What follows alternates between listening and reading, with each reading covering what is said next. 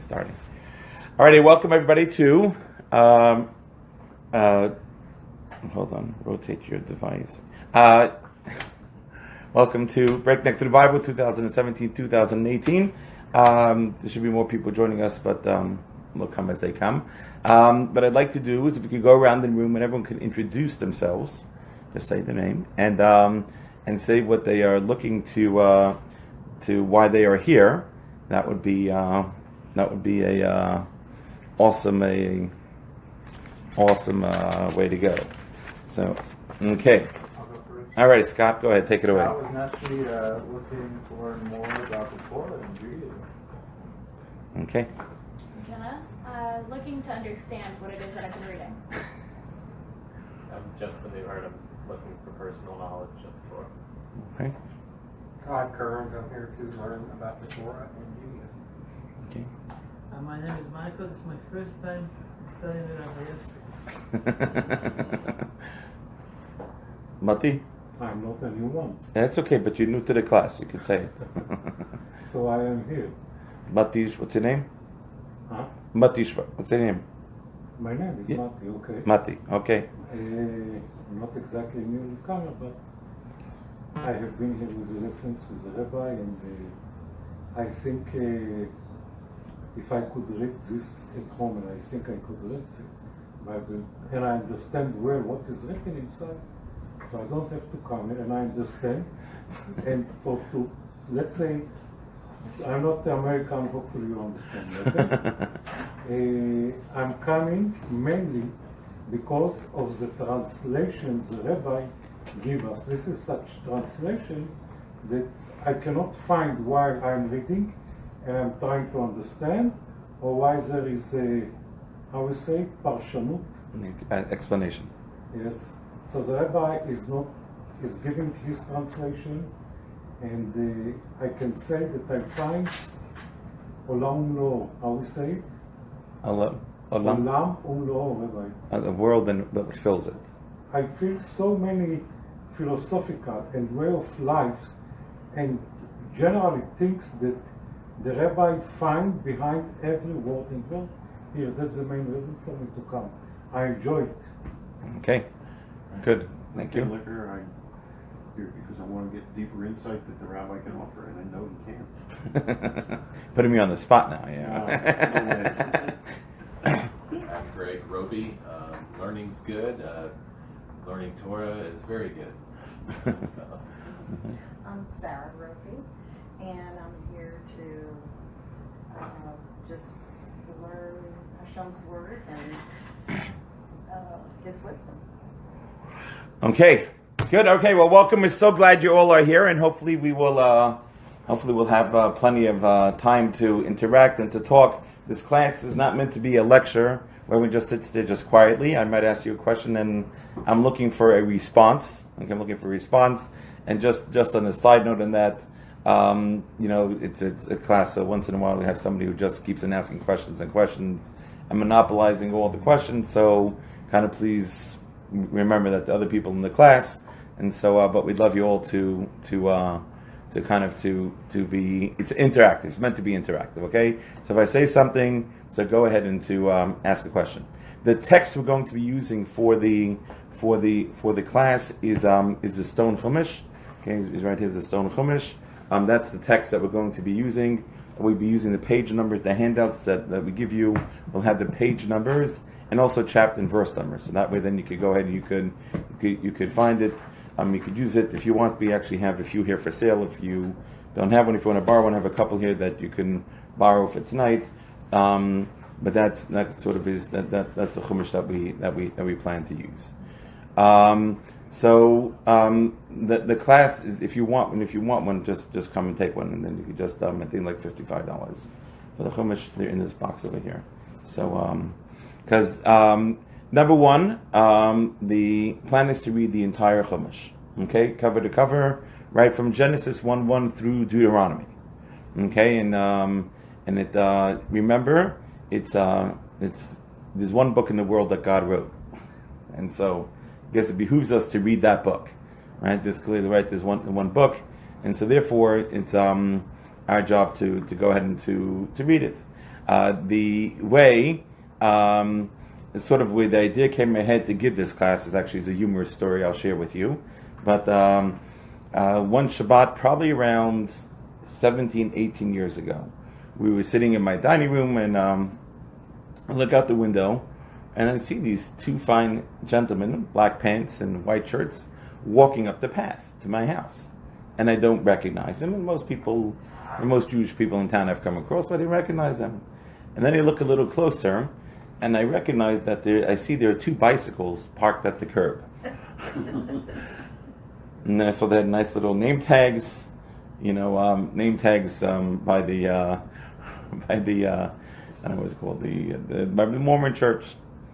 And so a couple guys at my table were really excited. They said, "Rabbi, this is an opportunity. Like, this is great. I want to see this happen. I want to see this go down." So, and what happened was, like I feel bad. Like, they go around door to door, and they don't mind if 10,000 doors. 9,999 will be shut in their face, and one door will open. They've done what they set out to do. And so, I thought that maybe I should try to kind of engage them a little bit, and maybe that encourage them not to go to the doors that have mezuzahs, right? Even though I think for Jews they get extra credit, so they might look for the doors.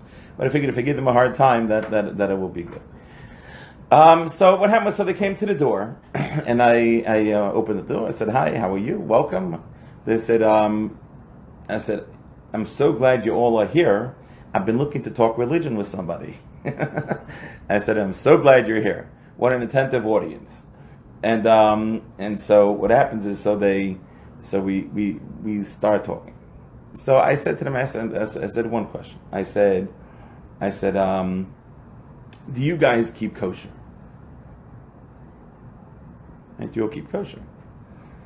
So they said, and it was surprising to me. They said, "What's kosher?" I said, like Leviticus 11, right? Like it says the laws what you can eat, what you can't eat. So they said no. I said, "Well, it's in the Bible." I said, "You guys keep the Bible?" I said, "Yeah." So I said, "Let me tell you why you don't keep kosher." I said, "Because Jesus said, it's not as important as what goes into your mouth as what comes out of your mouth." Right? And so therefore you cancel the laws of kosher, because it really doesn't make a difference what you put in, it only makes a difference with what comes out. Right? That's the rough idea. So then I said to them, I said, "But I have a different problem." I said, Are you familiar with the section in Torah where it talks about a false prophet?" So they said, "No." I said, "Well, Deuteronomy 13. Okay, in Deuteronomy chapter 13, it talks about that if there will be a prophet that will come in your days and will do signs and wonders, right? Then he will go ahead and he will do these miracles. So does that prove that he's a prophet?"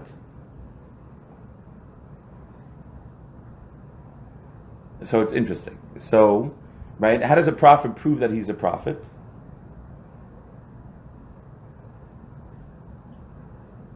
Whatever he says comes to pass. What he says comes to pass. Okay, so he knows the future, right? In detail, by the way, in detail, right? So it's not a general, right? It's not a general thing, but in detail, right? So he goes in and he says a sign of wonder.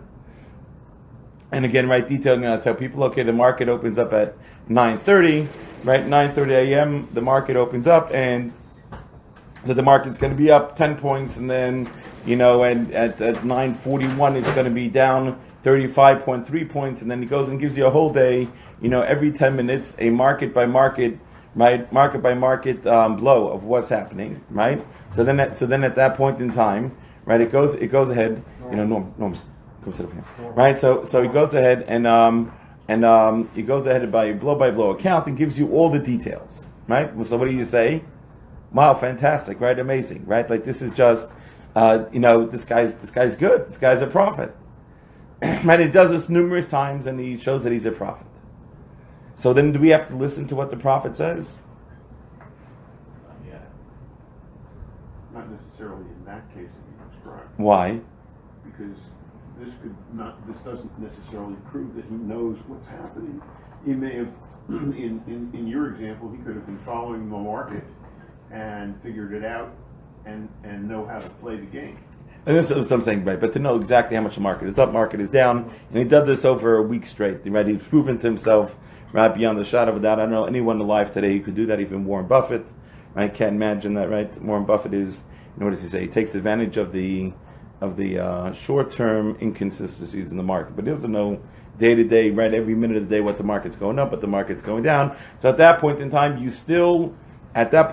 when he's done these signs and wonders again and again, he goes ahead, he proves himself to be a prophet.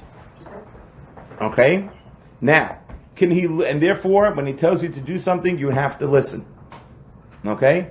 Now, is there anything that can make him lose and turn him into a non-prophet status? Okay, right? Anything to turn him into, to take away his prophecy. What can he do to lose his prophecy status? If he tells you to violate any of the laws of the Torah. Very good. Right? So the Torah says, right? The Torah says, right? He goes ahead and he will go ahead and he will say, he would turn you away from following any of the laws of the Torah. Okay? You're following, right? He turns away any of the laws of the Torah. Meaning, he could temporarily suspend them. Right? He could go ahead and he could temporarily say, you know what? God said today, you can eat non-kosher. Okay? He says that temporarily, that's fine. But if he says any of the commandments of the Torah become no longer applicable, at that point in time, he has proven himself to be a false prophet. And then, what do you do? What do you do to him? No. So the Torah actually says you get rid of him, right? You kill him. Right? Done. So but these were like people that believed in this guy, so I kind of had to be a little nicer. So I said, but if you take away, if you cancel any of the laws in the Torah, I said you have to get rid of that prophet. And he no longer is a prophet. So I said, so you see my problem now, right? You guys don't keep kosher, right? You say it comes from him, but you don't keep kosher, right? He's canceled the law in the Torah. At that point in time, he no longer he's considered a false prophet. Then I said to them as follows: I said, have you guys ever read the Bible cover to cover? And so one guy began inspecting the ceiling, the other guy began inspecting his shoes. And then one guy says, yeah, a long time ago. And one guy says, parts of it. Like 3 sentences that I just taught him. Okay, right? And so I said, I'll tell you what, guys. I said, guys, why don't you go home? Why don't you read the book? And after you read the book, come back and we can discuss it. Right? I thought that was pretty reasonable. So waiting for them to come back. 18 years later, they have not showed back up. I think I'm on the do not call list. I really haven't had them come by my house since then. And, I got blocked from their recruiting efforts. And what happened was, right? And so then, at that point in time, it hit me. I said, how many Jews have read the Torah cover to cover? Right? How many Jews have read the Torah cover to cover? Right? It's our book. God gave it to us. Right? Doesn't it behoove us to read it cover to cover? And then I said, you know what? That's perfect. I'm going to start a class called Breakneck Through the Bible. And that's where Breakneck Through the Bible was born. Okay? And that's where we are today. Okay. Number 2. Okay? I will be held accountable for everything that I tell you. If in week 31 I say something and you say, well, Rabbi, in week 1 you said something that doesn't make sense or that seems to contradict it, at that point in time, feel free, just go ahead and ask the question, right? Like hold me to it. I mean, this is not something that I'm just telling you like for today, and today's class is great and I'm not going to, right?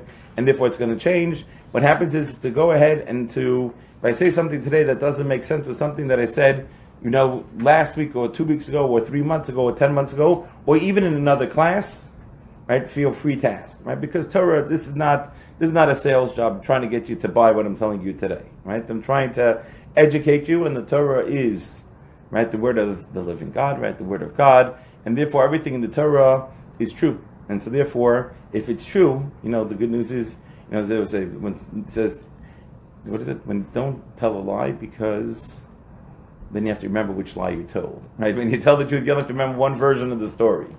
Right? And so therefore there's one version of the story. And so therefore you have any questions, feel free to ask them. Please hold me, say, Rabbi, but I thought you said X, Y, or Z, or I thought you said like this. And therefore please feel free to go ahead and to chime in and to ask questions. Okay? Okay. Right? So challenge it. This is not for you to say, well, the rabbi said it and therefore it must be true. If it doesn't make sense to you, say, Rabbi, I don't agree with you, I don't understand, and let's talk it out, and let's try to go ahead and let's try to, right, come to some sort of understanding, right? And so therefore, right, it's not something that I'm just going ahead and I'm just preaching to you, excuse the pun, right, that I'm just preaching to you, right, but it's something that as you learn it, right, you will go ahead and you will go through. Yeah? Is there going to be a test? There can be a test, absolutely. The test is administered after 120 years in heaven by God.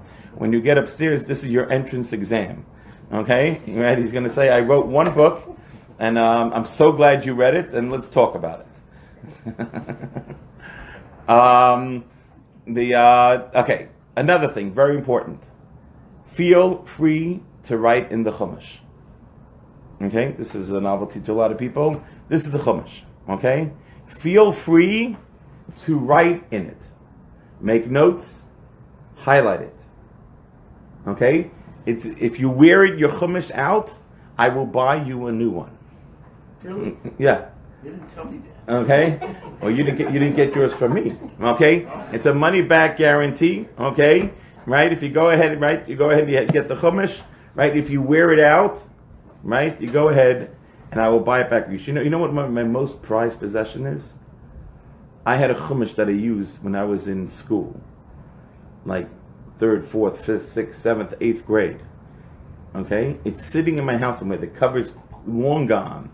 It's like kind of just like it's just right. It's the text. Just and they just beat up. And my wife keeps saying, "Let me put this into chambers." I said, "Oh no, don't take it." Right. So okay. So it's kind of right. So you're not allowed to doodle in it. Right. This is a holy book. Right. It's a holy book, and holy books have to be treated with respect. So no doodling in it. So we can buy one? Yeah, you can buy one. If you want to buy one, take one now. And I don't have the money. now you pay me next week. That's fine. Don't worry about it. It's I know where you live. Okay, so it's right. If you want one, come and take one because you want it. You want to make sure that you have it. Okay, you want to make sure that you have it and that you use it, and it will be fantastic. Okay, you got it. Every Monday class. Every Monday class, yeah. That's what you need. This is what you need for class. Okay. I told art school I want to cut it the things. I saw actually Rabbi Sherman, of blessed memory. I saw him at a wedding probably like around a year ago. I said, how many of these chumashim have you sold? So he said they've sold over 300,000 for Jewish books. Right? That's pretty impressive. So I said, in Dallas we probably sold 2 to 3% of that. And was sold it. But this is kind of what. How much right? are they? They're $55. Right, but to go ahead and to write in them, don't worry for the money. You want to take one, please take one. Right, but that way, then you'll have it, and that way, then you'll be able to learn it and to use it. Okay, good. Okay, first quiz of our class. Do me a favor. Take out your paper. Right, everyone. Here is the outline. Right, you got your outline. Turn to page number 2. It's a one question. It's a one question. A one question that we have over here. Okay, we got it. Everyone's got the question. We got the page. Looks like this. Okay, right. We have all the page. Right. Which one of these books is our book? Okay. There are 6 options. Okay. The Old Testament, the Jewish Bible. B, the New Testament. C, the Book of Mormon. D, the Quran. E, none of the above. A, F, all of the above. Okay, so this is, take out your pen. So if you have a pen, you need a pen, let me know. And go ahead. It's a one question. It's a one question exam. As soon as you finish, just turn it over.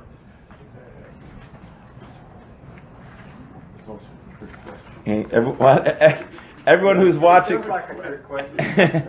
Everyone who's watching it on Facebook Live, feel free to feel free to look at this, and to go ahead and to look at the questions and to mark your answer down, and we will see what the answer is. Okay. I forgot.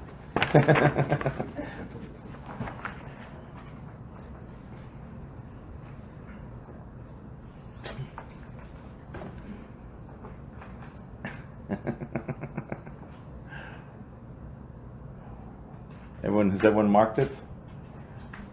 Okay. Excellent. Okay. So by a show of hands, okay, by a show of hands, which one of these books is our book? A, who thinks it's the Old Testament, the Jewish Bible? Okay, we got number 2. Who thinks it's the New Testament? Okay, good. Number C, the Book of Mormon? No takers, huh? Okay. You just don't want to be bicycling outside in 110-degree weather. Okay. Number 4, D, the Quran. Who thinks the Quran is a Jewish book? Okay. Who thinks E, none of the above? Okay, we got 3. Okay. And who thinks F, all of the above? Okay, now I didn't see that everyone here raised their hand. Okay, we had what? I raised mine for the Jewish Bible, but I'm kind of torn because I also kind of think none of the above, because it's the Torah in the Old Testament has more books than the actual Torah, because the Torah is the first 5 books, correct? Okay. Good. Okay. So it goes like this. Okay, so which one of these books is our book? Okay? So the question is, when it says the Old Testament, the Jewish Bible, right, this Chumash that I just gave you, right? So the answer is, I do not feel that that is the correct answer. And I'm going to tell you why. There is nothing in the Chumash that you can read, that you can understand by yourself. Okay, let me repeat that. By itself. There is nothing in the Chumash, right? There is no commandment in the Chumash that you can go ahead and you can read and you can understand it by itself. It's impossible. Okay? What Mati said was absolutely correct. He says you can read this book cover to cover, right? And then, but what it means, right? What it means, there's no way to understand that. That's right? That one over there, right? So good. We'll get to that. Right. Okay. Right. So it's right. You're following. I'll give you an example. So someone says, "Come on, Rabbi." Right? What do you mean? It says, "You shall not kill." Isn't that pretty self-explanatory? Right? Seems a pretty straight up. Right? Okay. So let me ask you a question. Is it "you shall not kill" or "you shall not murder"? Not murder. Okay. Good. Well, you're gonna have to tell me how you know that. Okay. Number 2. Told me. Number 2, let's say somebody takes somebody and throws them off the Empire State Building. Okay? Somebody on the 50th floor leans out of their window with the sword and slices them in half. Who is the murderer? The guy in the top or the guy in the bottom? Well, the guy on the bottom, because he's not dead yet. It could be neither, because there's also a question of intent. Okay, no, they both tried to kill him. They're both. What did you say, Jenna? Accomplice. Or are we saying that they're both? Yeah. Okay, well, the problem with that is that if the first man's considered a murderer, then how could the second man kill somebody who murdered? It's like a, okay. No, go ahead. I don't know. We could do something jointly, right? We could murder somebody jointly, right? Right? We could both go ahead and we could both slam the trunk of the car together, right? We could go ahead and we could do that, right? That certainly is a way to do it. One way to do it. But then wouldn't that be the perfect murder? If I only do part and he only does Aha! Excellent. And then there comes another question. Who's liable? Or is anyone liable? No. And if nobody's liable, so then always just commit murder with a friend, and then you're okay. Does someone have to be liable? Again, maybe not. That's about you, And then, well, you should know. You should know, by the way, Jews are attorneys. Law schools love taking in Jews that have studied Talmud. Okay? Because all day long, what we're doing when we're studying Talmud, right, that's the oral law, right, is we're busy trying to kind of to sort of get down to the real source of what it's all about. Right? So it's an amazing thing. Right? And so what happens is that you can't, right, all these questions that I'm asking you, everyone could come up with an answer. Right? You could come with your answer, they could come with their answer, right? Everyone could do their answer. But the question is, okay, so how are we going to follow? What are we going to follow? You know, it's funny. I had a minister call me up and he said, Rabbi, could I come speak with you? So I said, sure. So he came into my office and said, Rabbi, I'd like to come to Breakneck through the Bible. I'd like to come and study with you. So I said, sure. I said, but why are you coming to me? I said, you have SMU. You got a whole school filled with theology professors. So she goes, Rabbi, do I have to answer the question? So I said, listen, my dear, there is no question that I ask you that you have to answer. Right? But the questions that will be asked, it's kind of is something good to think about, right? I'm asking questions, right? I'm trying to get people to think, right? My job is to get people to think. I said, she said, okay. She said, well, it's your book, so I want to hear it from you. So I said, well, and it's funny. It was a crazy story. She told me that week, 2 people, total random people, unrelated one to another, both told her that if she wants to study the Old Testament, that she has to come to my class. So she went to her priest, and they prayed about it, and she came to class. So I said, while we were having this discussion, I said, I have a question for you. I said, there's something I don't understand. I said, when you read the Bible, and you come across something that you don't understand, I said, what do you do about it? So she says, well, we pray about it. I said, and then after you pray, and then we pray about it, we know the answer. So I said, fantastic. I said, so let's say you and your priest are studying a passage, and you come to the section that you don't understand, and you both pray about it. And you come out that it's yellow, and he comes out that it's green. I said, who's right? Right? Who's right? Right? So for you it's yellow, and for them it's green? Can you imagine having a law system where you have everyone making up their own rules? Right? Greg, how would that work for you? So well. Greg is one of our Dallas police officers. And so, right, it wouldn't work out so well, right? It says, well, you give me a ticket for speeding. Well, my law book says it's not speeding until like I'm over 150. So I am really doing quite well. I would love that opportunity, right? Right? The answer is right. So there has to be a right and a wrong. So when the Torah was given, and Moses asked God this question, he didn't say the Empire State Building because it wasn't around yet, right? But he goes out, he says, if I throw somebody off the mountain, and somebody halfway down the mountain, right, shoots an arrow and kills him, who's the murderer? What God say? But you know what God said? God said, look in Tractate Baba Kama. Right? Right? Go ahead, right? Then the answer is, God gave Moses the answer. But even as a question, as simple a question, as a heart-lung machine. If somebody's on a heart-lung machine, could you pull them off? Right? Or all those questions that are here, right? All those questions are questions that there are answers to. Moses asked God those questions, and they were passed down orally. They are passed down as part of the oral law. Okay? That's what we Jews have, the oral law. That oral law was passed down orally for roughly 1,500 years. Roughly. Okay? Right? The Torah was given to Moses on Mount Sinai in year 1313 BCE.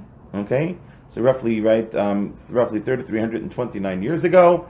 The oral law was beginning to be written down, first in the Mishnah form, by Rabbi Yehuda Nasi, by Rabbi Judah the Prince, in roughly 150, 200 of the Common Era. Okay, so it's roughly 200 years, 1,500 years later, he actually went and he started to write it down, because at that point in time, the Jewish people were being taken off and were being spread throughout the Roman Empire, right? And therefore we were not able to have the studying, right, to have the places of study that we've had before, and therefore at that point in time it began to be, he was afraid it was going to be forgotten, so he said, okay, let's start writing some of this stuff down, right?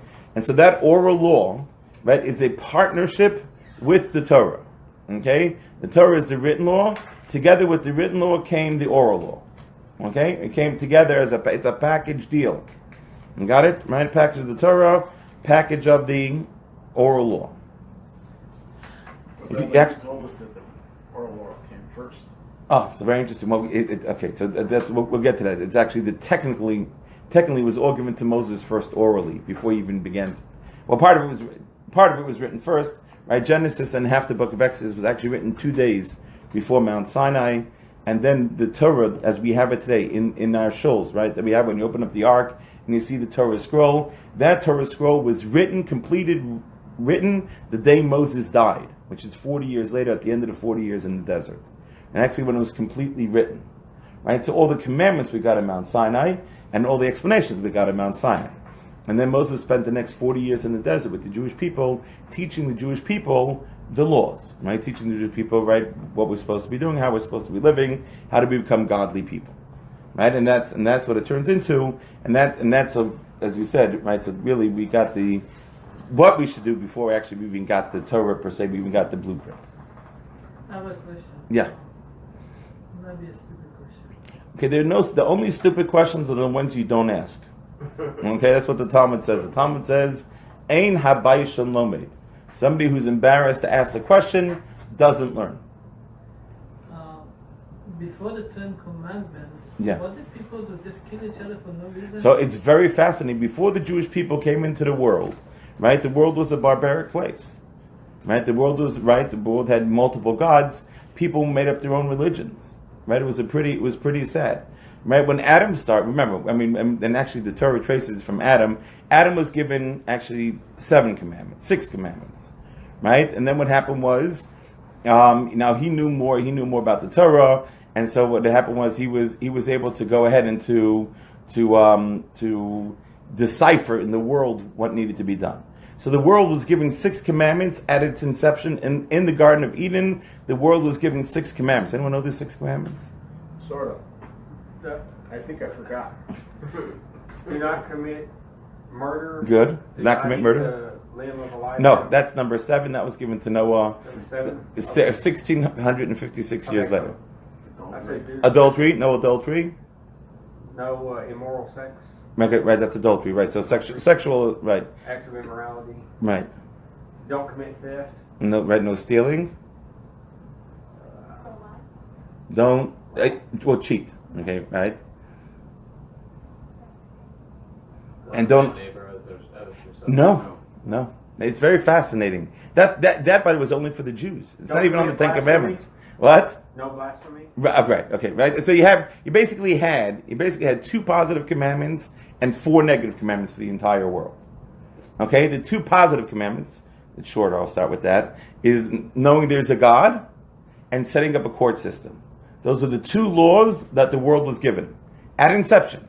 Right. Adam in the Garden of Eden received these 6 laws. Okay. Now these are the Noahide laws, correct? These turn into what we call the Noahide laws. We call them the Noahide laws because Noah, right, the guy who survived the flood, right, not the one in Houston, but the one in the world. Okay, right, that was Noah. He got the 7th and final one, and so since we call them 7, we call them the 7 Noahide laws. We call them after Noah because he got the 7th one, because till then man could not kill an animal to eat it. Right, we could eat meat, but it had to be roadkill. Right, we cannot kill an animal, right, to eat it. That was only given to the right to Noah, and so therefore we call them the 7 Noahide laws. We call them after Noah, right? The following. So we go ahead and so we have what we call the 2 positive laws. Is again knowing there's a God and setting court systems. Yeah. I thought setting court systems was the 7th one that Noah got when he got off the ark. No. Then that information I looked up is incorrect. Okay. Fine. Okay, the 7th one we can't eat a limb from a live animal. Okay? Okay, and the 4 negative ones are the big 3. No idolatry, no adultery, no murder. Right? Idolatry, right? No worshiping other gods. No adultery, which is sexual immorality. And then no murder. And then the 4th one is no stealing. Okay, right? Those are the four. Right? Those four plus the two positives, those were the six that were given to Adam in the Garden of Eden. Okay? And that's what mankind had, and then mankind began to deviate from that. Right? The mankind began to deviate then, right? The third generation after Adam's grandson, right, was named Enosh.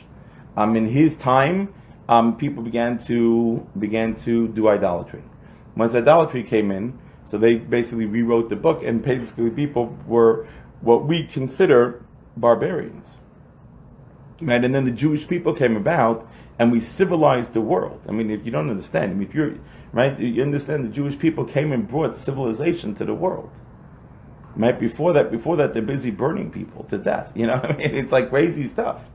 Right? And the Jewish people, the Torah brought civilization to civilization. So right What's- power what? made right. What do you say? Power made right. Yeah, that's what they did. Everyone made it their own rules. Yeah. The Ten Commandments says, okay, don't do this, don't do that. But it doesn't say that I'm going to punish you for it. First of all, the Ten Commandments are really not even 10 commandments, right? They're more than 10 commandments and 10 commandments, and the 10 commandments are the 10 commandments are only 14 commandments, but they're really the 10 statements that the world operates, and some of them do say, right. It says about keeping the commandments, etc. So there are. So it's kind of, you have to read the whole thing, because we think the 10 commandments are those cute little like 2-line statements that are written on the tablets in the synagogue, right? That's just the beginning, right? Okay, right? That's just the beginning of those lines. There's a lot more there. Yeah. Okay, on 3313 BCE, that was when Moses was given the commandments, but 40 years later was when... Over the course of the next 40 years in the desert, God told Moses, sit down, and from time to time, he would then go ahead and dictate to him word by word the commandments in the Torah. Not the commandments in the Torah. Word by word, dictate the words in the Torah till the Bible was finished being written. Right? And the last day, Moses was writing 13 Bibles, right? 13 Torahs, right, on Torah scrolls. And what he did was, at the end of it, right, the last day of his life, he finished writing them all. Right? He went, he gave each tribe their own, and he put one copy in the ark. Did he finish it on the last day of his life? He finished the last day of his The whole life. thing. He wrote, no, he didn't start from the beginning, right? He finished it on the last day of his life. Okay, with that 40 years, did people hear him? Did people hear God too? So people, there were prophets, right? Again, there were Jewish people that were prophets. We all had stood at Mount Sinai, and we had heard God speak. And right, so since we heard him, we stood at Mount Sinai and we heard God speak. So then, at that point in time, so right, we were able to, we heard God speak, and we know that there were prophets.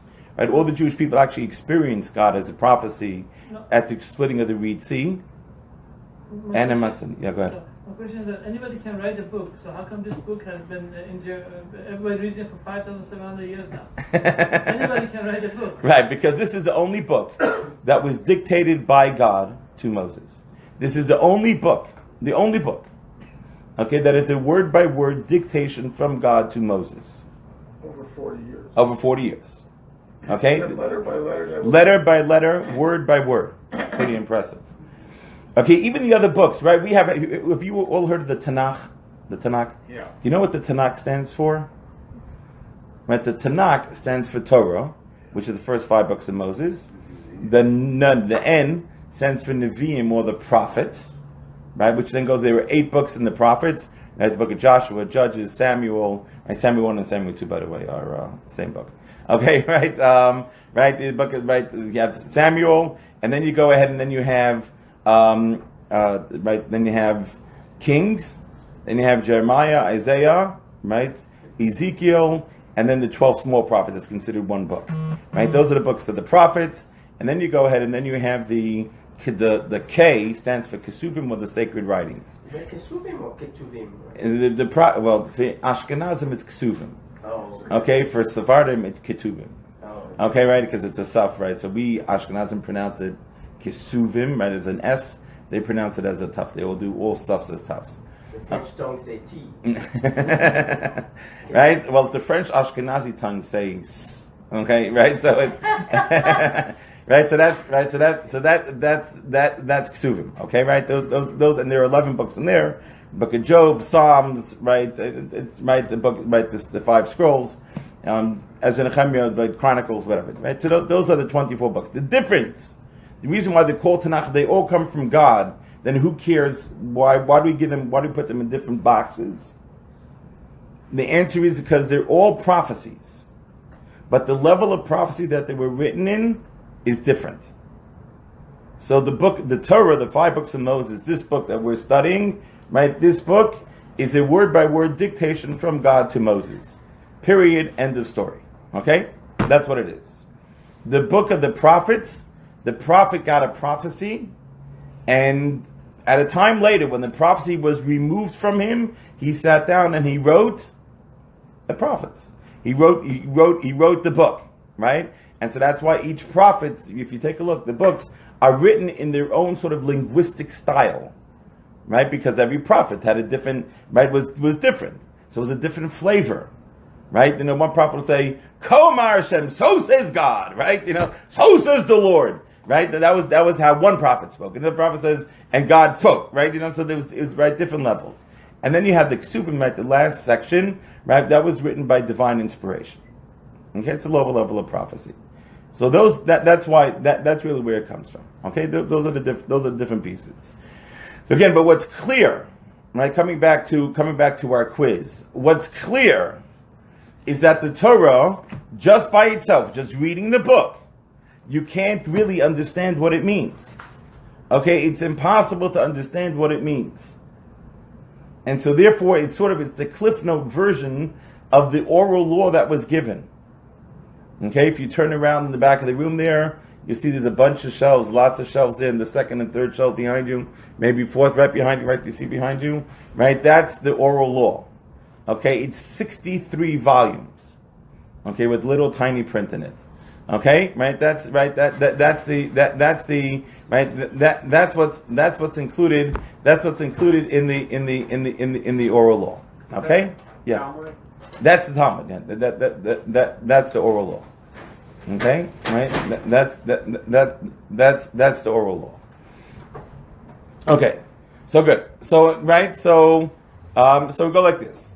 So the Torah is composed of the written law and the oral law. Right? You got it? Right? You can't have one without the other. This book is the written law. Right? And so when you study it, you have to know the oral law that came with it. The good news is I've studied a lot of the oral law. The better news is the one-eyed man in the blind world is king. Right? So I've studied the Talmud, and so therefore I will go ahead and I will share with you, right, the insights what the oral law has about the Torah. Right? So therefore, right, you understand that it's both. It's not one by itself. Both of them together is what creates what we call the Torah. Right? And therefore, again, just another example. Okay. Anyone knows what letter this is over here on the board? No. B. B. How do you know this is a B? Because we know. You were taught that, Yeah. right? So again, right. So you only know what you know because you were taught it, right? But how do you know a B is a B, right? So therefore, again, the explanation of the Torah, the only way to know the explanation of the Torah is you go ahead and you have the oral law written with it, right? You have the oral law written with it, and therefore, when we ask the question, which one of these books is our book? So therefore, I usually go with E, none of the above. Because even though we might write the Old Testament, the Jewish Bible, right, this book by itself does not get you too far, right? Because again, what does it mean? What does each of the things mean? And so therefore, you have to go and you have to study, and that's why you have to be taught. And you have to be taught what it is, right? And so therefore, that's what we're going to try to do over here. We're going to try to help you, give you sort of the background, the book that comes with it. So therefore, you'll have the book all together. Yeah. I just learned that I should have went with my first instinct. Because my first instinct was none of the above. But then, Yeah, no, it's good to listen. I want to tell you something. There are no mistakes, right? Because everything right, it's all learning, right? So we're all learning experience here. As you get new information, you get a chance to learn new stuff. Michael? Sorry, I have one more stupid question. Okay. I like stupid questions. Go ahead. These laws and everything in the Torah Mhm. is written 5,700 years ago. What has got to do with today's time? There's internet, there's... Very good. Okay. So maybe the Torah is outdated. Excellent. So, that's a fascinating question. So let me ask you the following question. And this we come to the definition of God. Does God know what is going... That's not what I believe. I'm just... No. Listen, you don't have to be embarrassed if you believe it, because there are lots of beliefs that people are going to have that we're going to hopefully discuss and get rid of some of them and turn the others into knowledge, and kind of just, we're going to work our way through them. Right? So maybe what does it have to do with today's day and age? The answer is as follows. God goes ahead and God gave a Torah. And in the Torah, God says, this book will always be applicable. All the laws written in here will always be applicable. There is no expiration date on the Torah. Now, God knows we're going to be 2017 sitting here with the internet and all the wonderful things that we have. And God says these laws still apply. And I would tell you, not only that, not only do they apply, I would tell you today they apply even more than they applied when they were written. Right? That's true. Right? It means you take a look, right? Right? It talks about, in the olden days, mass murderers. There's only physically how many people one person can kill. Right? Today you have a crazy man, right? Right? Who's producing nukes, and with one push of the button, right, could kill hundreds of millions of people. Right? And where does it say not to kill? It's the sort of you shall not murder. It's the Torah. Right? The laws today are applicable. Shabbos. Right? I'll give you another great example. So God says, guess what? Come Shabbat, kind of just disconnect from the world. Right? Kind of like turn off your phones, turn off your stuff, and just be present. Right? Nowadays, everyone they always joke, but it's not such a joke. Right? You sit down to dinner, and what's everybody doing at dinner? Turning off their phones. No, turning on their phone, sitting there and sitting on there, playing on them. Not at my Shabbat dinner. Right? Okay, right, but right, but you go ahead, right? People are busy. They're talking. I saw a great thing. It was Hurricane Irma. So FEMA put out a warning. Your electricity might be out. You might actually have to talk to another human being. Like rules on talking at the table. So you learn how to talk to other people. Right. Like that's right. That's all important stuff. Right. So I would say, right, Shabbat. Forget about being religious. Even some writer in the New York Times actually wrote an article that they have a 1 day a week they turn off all electronics, right? Just to be able to just be present and to just not get yourself sucked in, right? It's powerful stuff, right? And applicable more today than it was even then. Yeah. Well, I just my thoughts on and ask you if this is it's God's laws, God's morality given to us, correct, right, is always applicable no matter what the technology does, no matter how many people are on the earth. To me it's always applicable. Exactly, because God says this is the way the world works. This is the morality of the world. This is how you have to act, right? It talks the laws of lashon hara, let's say, and the laws of gossip, right, or speaking badly about somebody else, right? Do you know nowadays? Do you know how many people you could damage with one bad word? You go on Facebook Live and you post what you want to say, and how many times it gets shared or retweeted or tweeted, right? How many people you don't even know you're doing, and you don't even know you do right, and you think you're private, but it's public. Public, right? I mean, right? Imagine how many people you can kill now just with words, right? Just with harmful, right? Just with harmful speech. And then Torah says, learn how to speak properly. Right? Learn how to speak appropriately. I think the laws today of the Torah are so much more applicable today than they were even then. Right? Because the ramifications of it are so much greater. Right? We're so much more powerful in certain ways. Right? We're able to do things that truly touch our whole world. Right? And to go ahead and to go ahead and to teach them. It's an amazing thing. Okay. So are you going to answer who's the murderer, the slicer or the thrower? You have to come back. I know you want me to look in the book. Yeah. You have to. I read it in English. I still don't understand. Yeah. The guy threw him off the roof. Yeah. Because he's the initiate. He killed him, and the Talmud says the person who sliced him in half, he killed the dead man. Yeah. Right. He cut a dead man. So the person that's cut him in half, does he get any punishment? So that's another question we'll have to deal with, right? Again, if the guy who's tried a murder, right? So you also don't want to let him running around. So you got to take care of him as well. So one more question. Yeah. How about the one who does autopsy? No. So autopsy, he's dead. The person's dead. He's not killing him. Committed a crime? No. So again, depends why he's doing it, right? Because remember, we have a commandment to can't desecrate a body, right? A body is holy even when the soul is no longer there, right? So therefore, so again, if they're doing it because they need to find that information that will help other people, that's absolutely it's a wonderful thing. And I tell you, all these laws, guess where they're discussed? They're all in the Torah, and they're all here. Okay, and this is the book, the Cliff Note version that's got everything you ever want to know about anything in life, all found in this one book. And that's why we say this book, most important book you'll ever read. Right? One book written by God, right? The one book that will change your life forever, for good. Right? Who likes change, by the way? So can we establish this? No. Can we establish this commandment? Why do we keep kosher? That's important. Okay, good. Hold on 1 second. Okay, so who likes change? Change? Change. Sometimes So the answer is, okay, right? Most people, we hate change. I hate change. I said, who wants to win the lottery? Powerball, $700 million. Okay, good. All right, good. You know, like 100 million won't do the trick. You know what I'm saying? It's like, what's $100 million nowadays? You know, by the time you finish paying taxes, it's not really 100 million because over 30 years, it's right. The cash value now is, I don't know, 20 million, 30. It's not even money. It's like, it won't even get me started. You know what I'm saying? Like, it will make me taste something and just kind of get in my way. You know, 750 million, like now we're talking. Like that talks to me. You know what I'm saying? Right? But let me ask you something. Doesn't that make change? Doesn't that cause change? Right? What are you saying? Change? Like change in your pocket? Yeah, no. Changing your life. Right? We don't like change except when it's good change. Right? Good change we like. Right? Because good change is good. Right? So therefore you go ahead and you do it. So we like good change. So right. So as long as the change is good, we like it. Okay. So what is the Torah? Okay. What is it? We'll get back to your question later. Okay, Michael. Okay. What is the Torah? So this is the way I like to describe the Torah. Okay. The Torah, I would say, is the most physical form that God can take.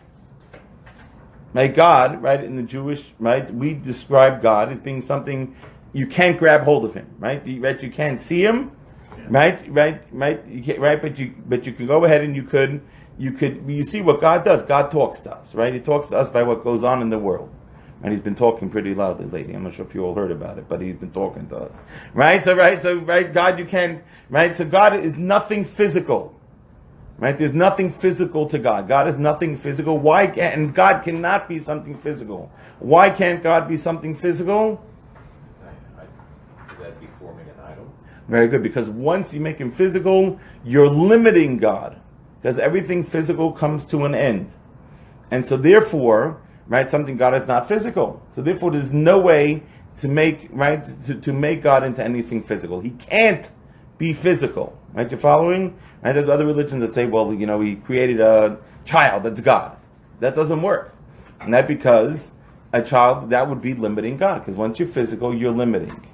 Right, and God is limitless. Right, you're following? Right, there is limitless. God is beyond limits. Right, there is what God has, there is beyond anything that is there.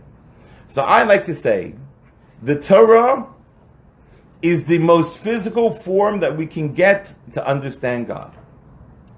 And let me help you explain that. The best explanation that I could think of as God, or the best explanation that I've heard to date, somebody might come with a better one, so I'm open to suggestions, but to me it sounds pretty good. God is energy. Could you see energy? No. No. Could you grab energy? No. Could you see what energy does? Yes. Right, and that's really God, right? Right, God is, you can't see him, you can't grab him, but you can see what he does, right? So energy is light, right? You have light over here, right? We have light. You see a table. What would I tell you? What would you tell me if I told you light and the table are the same? I'd say no. You tell me I've lost my marbles. Right. Right. But you tell me that all the time, but that's okay. Okay, right. So you... Okay. Right. So you go ahead and you say, right, you say light on the table and say, tell me I'm crazy. Except there was a nice, smart Jewish boy who lived around 100 years ago named Albert Einstein. And what did Albert Einstein say? E equals mc squared. They're equal. Right? So what is E? Energy, light, equals Mass. mass times the speed of light squared. Yeah. It means if you take energy, you slow it down, it turns into mass. You take mass, you speed it up, and it turns into energy. Interchangeable. It's interchangeable, right? So energy and mass, right, are really one and the same. And so that's what I say, sort of the same thing with God. God is something that is beyond, and yet at the same time, the most physical form that God to take. You want to understand God, you want to know God, read His book. Because this is the essence of what God is and what God teaches us in this world. So he's the author. He's the author. Wow. The one and only author. One second. Yeah. So you mean that if there is energy, it's needed by good grace. Yes. And that also, yeah. That also. Yeah. Now I want to make a small comment. Yeah. There is a number. It's the same. There is a number phi. You know what is phi? For what? Phi, you know what? Pi. Yeah. Not pi, not 3.4. 3.4. Phi. Oh, Phi is 1.618. Okay, yeah. You Okay. heard about it? This is some ratio, okay? That many things in the world, in the outside of the world, Halal, Yeah. also In space. in space, many things, the ratio of these things is the same number. All the time the same number repeat on itself. And nobody have answer why it is. Mm-hmm. And just a small example, example to this thing. I'm not speaking about things which is very complicated, and I not that I cannot explain. I even don't know. Right. A simple things: a plant is growing, Right. and the leaves is getting down. Right. If no wind, nobody touch it, all the leaves is falling in some shape. Okay. Mm-hmm. That the ratio of the diameter, it's not a diameter, the חלזוני. Circumference. Huh? The circumference, the outside Yes. circle. Yeah. And that is also give you a ratio of 1.6. And the water, when it's falling down, this structure of the leaves on the way they fall on the ground Mm-hmm. gives the best way for the water to get inside the leaf. And there is, I don't know how to measure this ratio, Mm-hmm. but there is a paint of a famous artist Right. from about 600 years ago. Giotto is an Italian Okay. artist, and he painted something concerning Christianity. Mm-hmm. Many circles, all the circles are at the same ratio. Mm-hmm. And this ratio is repeated all the time in many things, and nobody have explanation. So, but it means that somebody created Yes, this ratio. absolutely. Michael, I'm sorry, but I don't agree with what you just said. go ahead. Don't you understand? Which part? The part that God is energy. Okay. Energy is part of God, but it's not energy. But it's Right. No. So again, I said the closest comparison that we can have in this world is to energy. To me is emunah. The what? To me is emunah, hope. Is that your- What? Okay. We'll get to that because God is not. I don't believe in God. See, that's a mistake people make. But let me just explain. Okay, go ahead, yeah. Let's say, God forbid, someone goes to prison Right. and he's been locked up for the rest of his life. Right. The only thing he has in order to get out is to pray and have a hope that he can come out. That's what God appears for him. That's Right. what God is for him. Right. No, okay. Energy doesn't help him. Okay. Doors doesn't open and close because of somebody else. First of all, doors open and close because of God. God runs this world, right? And so the world is run by God. Now, again, there's certain things that happen, don't happen. God still runs the world. You know, and again, Hurricane Irma is a perfect example of God running the world.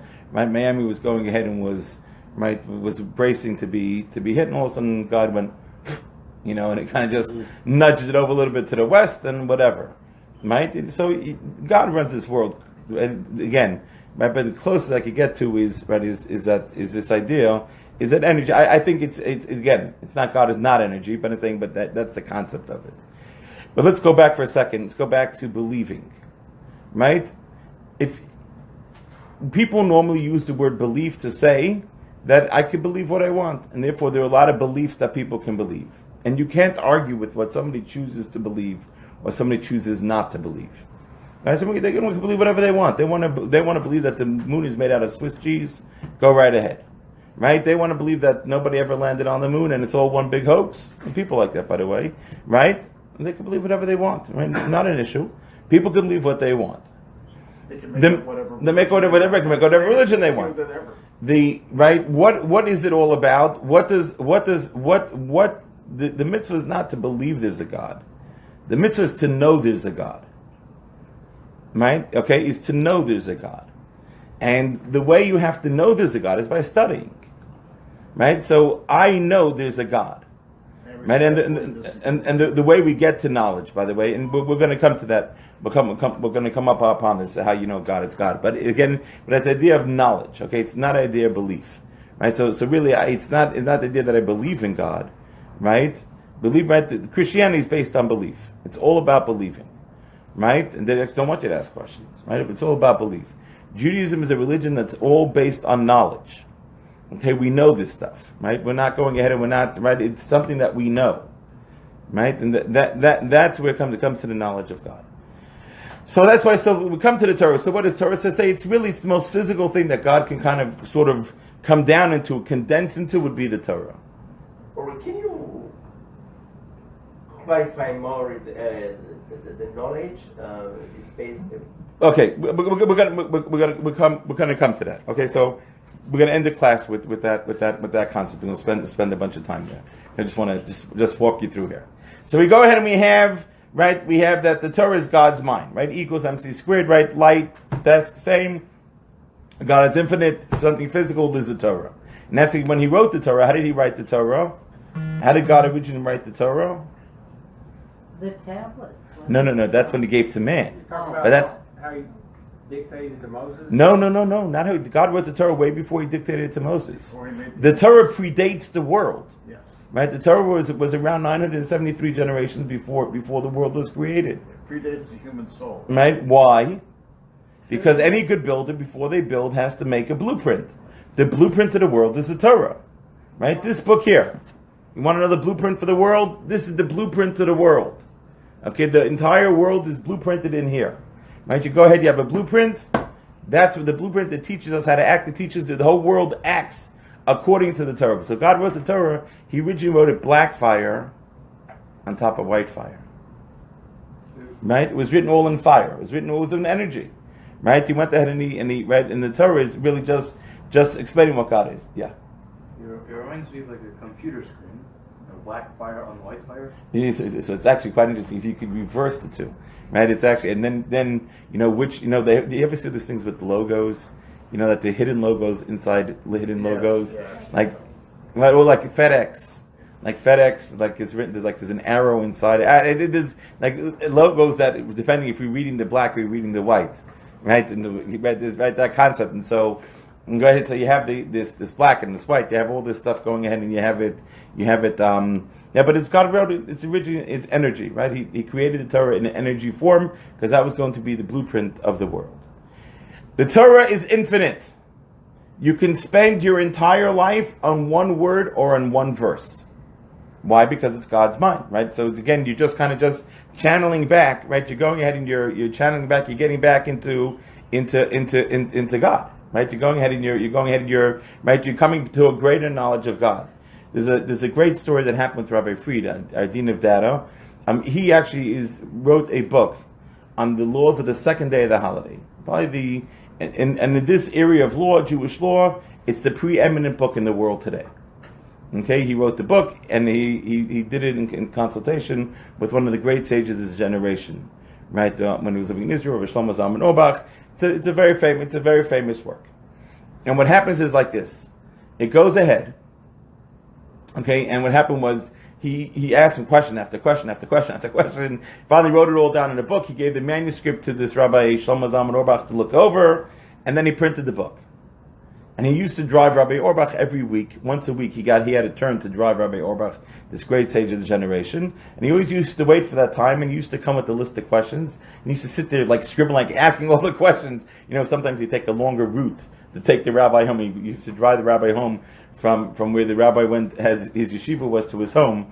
He knew the rabbi, the person who was doing. Ask all the questions. He asked all the questions. You know, so he'd make sure you get all the questions answered. And one time, see, because when you get to spend time with the great sage, you don't want to talk. You just want to ask a question to just let the pearls come out and you just grab them, you know, as they come out. And so what happened was, so one time he printed the book already, and he came back and he asked him another question. He says, could you tell me, right? He says, could you tell me why? He asked another question on the laws of the second day of the holiday. So the rabbi said, what are you doing? You already wrote the book, right? You know, and you're, you know, like move on to study another area of Jewish law. So he says to the rabbi, he says, I want to get all the questions answered about this, because I want this book to be the one-stop shop for all the questions. So the rabbi said to him, my dear, if you spend your entire life studying this topic, you and your children and your grandchildren and your great-grandchildren, to the end of time, you still will not be able to write the one exhaustive book on all the things, on all the laws that pertain to it. Because the Torah is infinite. Every word of the Torah is infinite, and therefore, it all goes back to it. You spend your entire life doing it, and you're not going to be able to finish it all. So move on and study something else. Right? But that's his idea, that the Torah is infinite. Yeah. The more I learn, the less I know. That's right. The more we realize we don't learn. One of my rabbis once told me that the Torah is actually the physical embodiment of God's soul. And it's really the closest you can get to really understanding God. I mean, this is the book. Yeah. Everyone, almost all humankind, it doesn't matter what religion believe, they all want some kind of a Messiah to come, including ours. Right. Now, let's say if Mashiach comes, we all pray for Mashiach to come. Yeah. Is that the end of Torah? No, not at all. The Jewish. Is the game finished? No, because the Messiah, in the Jewish world, the word Messiah just means the anointed one. All it means is talking about the king of Israel is going to come back. We're going to have a king. Like the Torah says, you're supposed to have a king. We're going to have a king. You're going to have to, right? The whole world will recognize him as being king of the world. And he's a regular human being. He's a mortal being. He's flesh just like we are. Nothing, again, he's a great man, right? But again, the laws of the Torah are still applicable just as much as they are then, as they are today. Now, there'll be no war. Right, so the whole world, that's going to change up the whole world. There'll be world peace, right? You know what I'm saying? And instead of spending, the world spends, I don't know, trillions and trillions of dollars, right, to go ahead and do this stuff. So the whole world will change, right? But we'll live in a world of peace. Okay, so now, the Torah is written in a way that it can be understood on many levels. The 5-year-old that studies the Torah understands it on a 5-year-old level. The 15-year-old understands it on the 15-year-old, the 25-year-old, the 25-year-old, the 35-year-old, the 95-year-old, right? Everyone is going ahead and everyone has, right? The Torah is written so that everyone can understand what it is on their level. The sad part in the Jewish people today is usually the last time that a Jew studied Torah, opened the Torah was, right? By confirmation, right? Bar mitzvah, bat mitzvah, confirmation. And so when you say, do you think the Torah might have something to teach you? And they say, come on, it's a child's book. And it's, of course it's a child's book. The last time you looked at it, you were 12 years old. Of course it's a child's book. That's what you think the Torah is, right? And that the Torah is a book that is infinite. The more you study it, the more, the more you're able to do it, is actually you go ahead, the more you're able to gain from it. Right? So therefore, right, the more you invest in it, the more you will know. Yeah. Rabbi, the rabbis in the Talmud say, in their conversation, say that when you read the Torah or study the Torah, is like a God is speaking to you, or God is talking to you. And can we, for my understanding, the Torah is, I consider Torah as a instruction manual, God creators, and it give us, how insights. Okay, so. Well, I tell people like this: when we pray, we talk to God. Yeah.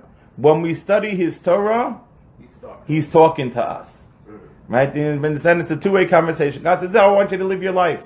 And by the way, why does He want us to live our life this way? To be closer to me, but to be greater people. Right? God doesn't need us telling Him how wonderful He is. Because I tell you, as much as you'll know, you'll understand diddly about God. And God is infinite. There's only so much you can know. But the more you study, the more you'll be able to understand and to know about God.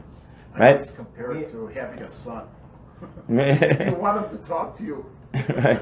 So we are at the service of God on this earth. We are like a God instrument. No, right, and then we're going to get to next week. We'll talk more about that, right? Why are we here? Why did God create us, etc. Right, to get into the Chumash, but that's okay. So now the Torah is compared to a sea, S-E-A, right? Why is the Torah compared to a sea?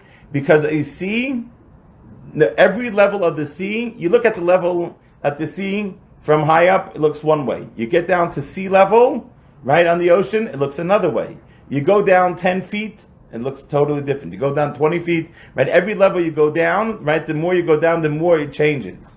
The Torah is like that. The more you spend in it, the more you look at it, the more you go down, the more layers you will see in it. The greater levels and levels and levels that you will see as you go down, right? You get it. You come to a point of going ahead into seeing all these things that are there, right? In the sense, right? Just going ahead and just kind of going down layer by layer, and the more insights and the more understandings.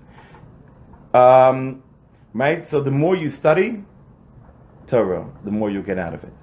Right? It really is, you really control how much you get out of Torah. Right? The more you apply yourself, the more you study it, the more you'll get it. The greater person you'll become. Right? Because at the end of the day, we're meant to become exquisite human beings. How to become exquisite human beings? The answer is by having to work on ourselves. Right? It takes a long time. Right? To be able to become to be able to take ourselves to a whole new level. And so therefore you need to go ahead and get to a place of turning into this exquisite human being. Yeah. I was going to say, like, say you read, a couple of verses in the Torah, and you get this information, or you may understand this a little bit or that, and then you come back 3 weeks later and you read it again, you'll have a deeper... Sure, because you keep on changing. Hopefully your person keeps on growing. And as you grow and as you change, things mean different things to you. Right, and so therefore, right, the more you have, in fact, right, the Torah is set up on a cycle that we're actually supposed to read it yearly. Right, we go through it every year. Right, because we've changed. Right, in the whole year's time we've changed. We read it. We have new insights and new ideas and new ways to look at it. We say upon waking up in the morning. The first thing we say in the morning is we say, "Thank you, God, for waking me up." The next line you say is Reishis Chachma Yerat Elokim. Right, at the beginning of wisdom is the awe of God. Okay? Meaning what acts, right? The more awe of God we have, the more storage space we have for His Torah. You following? The more space, right? The more storage space we create for Torah to come in.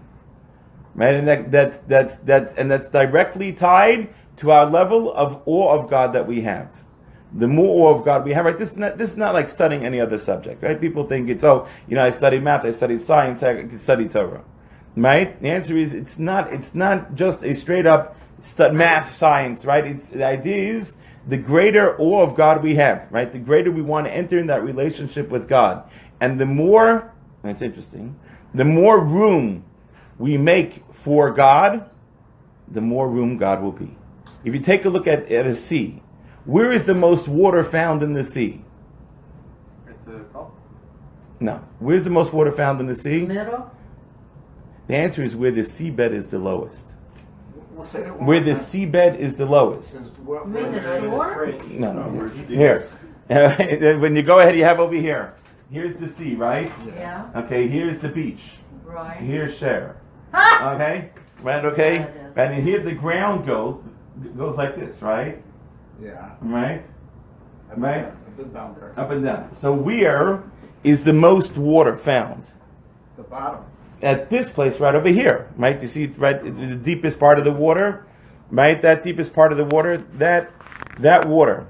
Right over here is the deepest part. Is where the most water is found. Where is the greatest wisdom of God found? In the place where there's the most humility.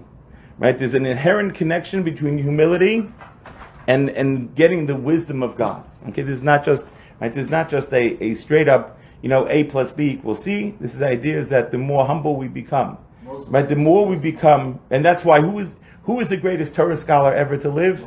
Moses. Who is the most humble of all people to live? Moses, right? They go hand in hand. Who is the greatest prophet? Moses. Why? Because he left the most room for God. Right? You're following me? Like I tell people, I say, there's a great story. The Rugged Shover. The Rugged Shover Golem was a great Rugged Shover Golem. Rugged Shover. So he came from the town of Rugged Shov. Okay, someplace in Europe. Okay, and he said a great line. He said, he once asked his students, he says, where can you find God?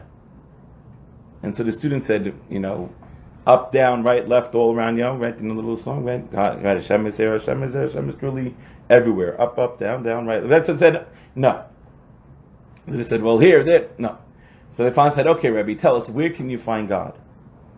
And he said, you could find God wherever you look for him. Right? Wherever you look for God, right, that's where you can find God. But you got to look, right? And making room and realizing that we are not the center of the universe. And then it's all about God. So learning humility is about making room for God. Yeah. Right? And that's why the more humble we become, right, the more godliness we find. And at the end of the day, our job is to become godly people, right? To become great godly people. That's really our job. Michael, you had a question? So our job is to adapt to Torah's. Oh, it's very good. So our job, yes. Our job is not to make Torah fit our agenda. Our agenda is supposed to fit God's agenda. But that's not an easy thing to do. 613 means. Yeah, the 613 commandments are great because it goes ahead. It's fantastic because when you go ahead and you have all the commandments, then at that point in time, what happens? Then at that point in time, then there are more ways to connect to God. Let me ask you a question. Who here has ever been in a relationship? How many do you want to talk about? That's okay. Alrighty, right? Okay, now we have all sorts of relationships, right? We have relationships, right? A parent to a child to a parent, spouse. So let's talk about spousal relationships, okay? Because we love, right? Okay, right? We go ahead, right? We want it to be, right? This amazing relationship we have with our spouse. And who wants an amazing relationship with their spouse? Okay, right? Okay, just making sure. Okay, right? Who wants an amazing? I'm like unbelievable, just like wow. Who wants such a relationship? That's just everyone, right? Now let me ask you a question. So the more information you know how to create that relationship, right? Wouldn't that be exciting? Right? Wouldn't that be an exciting thing? So that God gave us 613 commandments. He's telling you, listen, folks, I have many ways you can create that relationship. You see, some people look at the commandments as burdens, right? Like these are, I have to do this and I have to do that. My friends, if you think the Torah is all about having to do things, you miss the point. You miss the boat, right? You're following? This is not about having to do things. This is about wanting to have a relationship with God, right? Is it optional? So some of them are optional, some of them are not. And the reason is because even though you might think that you don't want to do this because you think it's better for you not to do that, God's telling you you're making a mistake. Right? And so therefore it's bad for you. So just like I tell my kid, is it optional not to take, the example I always use is, I don't know about you, when my kids were 2 years old, they love streaking across the house. They get out of the bathtub. My grandson, he comes to my house, he takes a bath, and he thinks it's funny to run around the house stark naked. Okay, right? He thinks it's cute, right? And he loves everyone chasing after him, and he's busy running. It's a whole game to him. It's fun, right? Mm-hmm. Let me ask you a question: is it optional for him to take a knife when he's nice and spanking, dripping wet, and to stick it into an outlet? No. Why isn't it optional? Because he could hurt himself. Well, but come on! I thought we're free people. I thought we don't make people do things they don't want to do. Yeah, but not if they're going to hurt themselves. Now they're going to hurt We themselves. don't want them to hurt themselves. Oh, we don't want them to hurt The themselves. logic says that you're not supposed to put a knife in the thing. No, your logic says the 2-year-old thinks it's fun. The 2-year-old actually thinks that's why those little things on the floor are there, so that he can actually stick the knife in. That's what his logic dictates. They're knife slugs. Right? The knife slide. They're shaped that way. They're shaped that way. It's perfect. His logic, it makes a lot of sense. My brain. Right? Except what? Except you know better. So that's the example. That's us and God. If we think that one of the commandments God said to do, we think it doesn't make sense to us, guess what? Who's wrong? Us or God? Don't answer that question. For us. It's us. Right? But that's what it is. God is giving us ways to create a relationship with Him. Right? You can take it like, Rabbi, I don't want to do it. But, okay, so don't do it. What do you want from me? And I'm going to sit here telling you, making you what to do. I've been around the block a little bit. I've been in Dallas now. We're coming 25 years, and I've learned one thing. You know what the one thing I learned is? I can't make anybody do anything. Okay, let's. Right. I can't make anybody do anything. All I can do is I can teach you what things make sense to do or not. Whether you do them or not is totally up to you. Someone said, "Well, Rabbi, I didn't do this." I said, "Well, how's that working out for you?" Right? But the answer is, right? Everyone can do what they want. I'm just right. These are just opportunities and ways. God's saying, "I have 632 ways to go ahead and to create that relationship." Okay, let's talk about Shabbat. Okay. I have many options to doing Shabbat. Right. But I don't do it because I believe that I'm not supposed to do it because of the Torah or the law says. Right. So I would tell you as follows. I would tell you if you're keeping Shabbat because you're following the laws and you're sort of being forced to keep Shabbat. Don't do it? No. I wouldn't say don't do it. Because the Talmud says do it for the wrong reasons to get to the right reasons. Okay, so you're doing it for the wrong reasons. You're not doing it for the right reasons. But you know what the right reason to keep Shabbat is? Listen to this. You want to hear something incredible? You know what Shabbat is supposed to be? Shabbat is the day of a love fest between us and God. God says, clear your schedules, turn off all your stupid machines, focus on me, and create a relationship. Talk to me. That's what Shabbat is. But I can go watch the Cowboys game. Correct. You could do that. And how does that help in your relationship to God? 0. If they win, maybe. Okay, right, but you go ahead. Right, so you go ahead, right? What's the idea is, Shabbat is a day when you say, you know what, God, this relationship to me means so much, I'm going to focus, take one day of the week, I'm going to focus on our relationship. Okay, what's the benefit for me? The benefit for you get closer to God. You become godly. You won't become godly watching the Cowboy game. I promise you that. Okay, right, but except I guess if they're down and you need to pray, that might help you, right? But what the idea is? The Shabbat is meant as a way for you to create a relationship with God. That's what it's all about, right? That's the whole piece. Yeah. So, to create this relationship, there's all these different instructions. Right. Hundreds. Correct. And you're supposed to love them all. Right. But it gets to be a little hard. Yeah. Okay. I mean, right. So I agree with you. Sometimes it could be hard, but let me ask you a question: is there anything worth in life that's worth anything that doesn't take work? Is there anything in life, right? That endless work. And correct. Endless work. And let me ask you a question. I don't know about you. I've been married for 25 years. Right? 20, right? Right, okay. To the same lady. Right? Okay. Right? Right? So there are endless ways for me to connect to my wife. And can I tell you something? The more ways that I can connect to her, the more amazing it is. Right? That's right. That's what it's a love fest.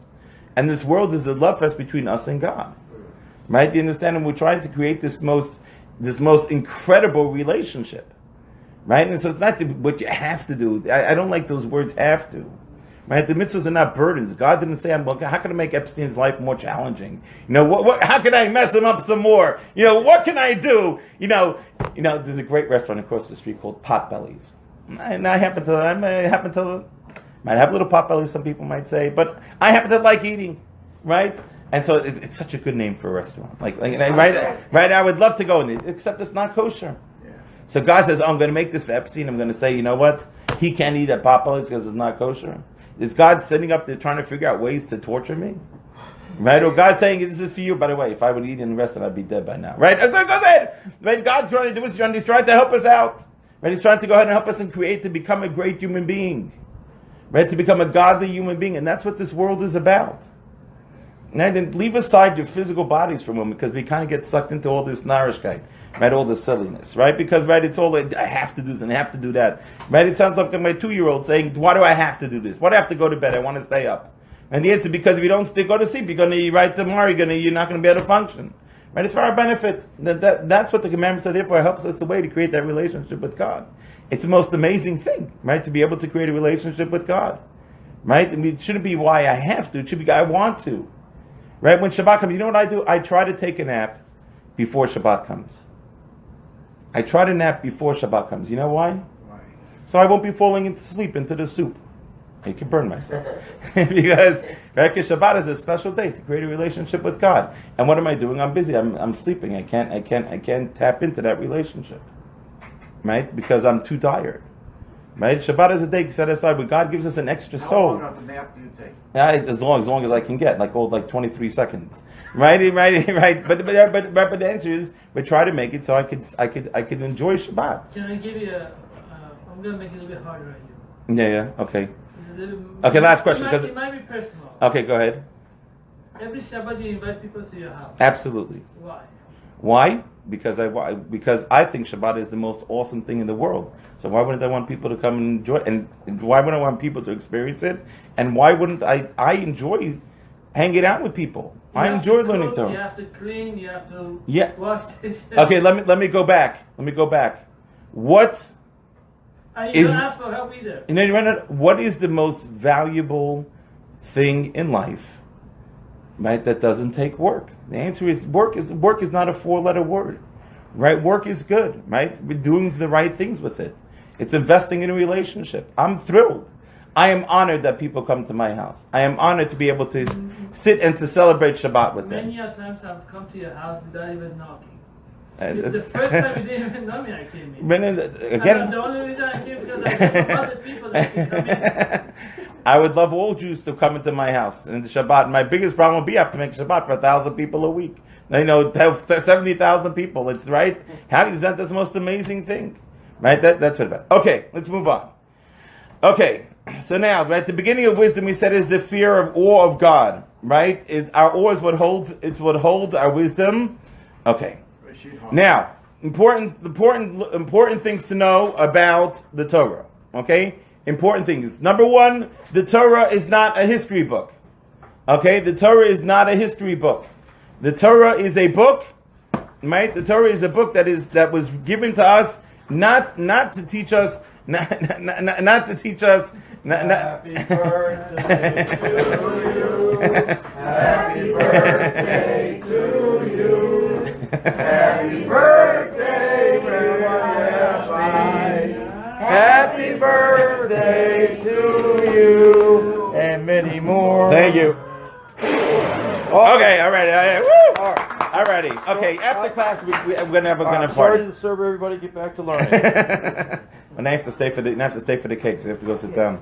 Okay, you have to go sit down. You have to Yes. Okay, good. Okay, right. So we go like this. Good. So we have as follows. The Torah is not a history book. If you look through the Torah will go through thousands of years and only mention a story here or a story there. You know why? Because the stories the Torah chooses to write down are the stories that teach us moral and ethical lessons. The Torah, at the end of the day, is a book to teach us moral truths, how to act. It's not a book. It's not a history book, right? It's to teach us moral and ethical lessons, how to teach us how to be an exquisite human being. That's what this world is all about, right? It's a book to teach us moral and ethical values. Does anyone know what the word Torah means? So it's actually, the full name for the Torah is Torah's Chaim. The word Torah means instruction manual. The word Chaim is life. The word Torah means it's the instruction manual for life. Now, if you want to know how you're supposed to live, you want to know how you're supposed to act, you want to know, right, how to become a godly person, read the instruction manual. Right? Guys have a hard time with this. Ladies understand about reading instruction manuals. Guys haven't figured this out. Right? Is that you have to go ahead. It's an instruction manual. It's called Torah's Chaim. It's actually labeled the instruction manual for life. Right? That's what it is. That's what the Torah is. It's an instruction manual for life. Yes. quick question. Is there any other book for any other religion that is an instruction manual like the way that we have it, or is there? No, so two things. Every other book that we mentioned over here, right, and right, these different religions are all, again, they're all man-made, right? They're all, right, people wrote them down, right? And so therefore people write all sorts of, a lot of self-help books out there. Right, a lot of books on how to do this or how to do that. Right, 7 wonderful ways to do this. Right, 7 habits of highly effective people. Right, a wonderful book to read. Right, and to go ahead and whatever it is. Right, but again, the Torah is a book that's here to teach us moral and ethics. And we live in a world today, and this is something that I really feel. We live in a world today where the world has lost the knowledge of where moral and ethical values come from. Right, and they make up their own moral and ethical values. And it's leading to chaos, right? We live in a world where they don't know where the morals and values come from, right? And I once told somebody, I said, you better teach your kids your morals and values before somebody else teaches them theirs, right? And that's really, and the first step to teaching your kids moral and moral and ethics is to know them yourself, where they come from. And for Jews, the world, this book is for the world. The Torah is for the world.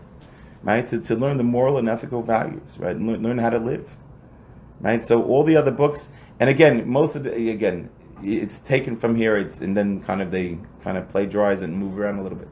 But this is the book of morals and values for the entire world, right, and us how to live, and how to live and how to act, and then when we can learn how to live and how to act, it's an amazing thing, right. It's just something that's just amazing.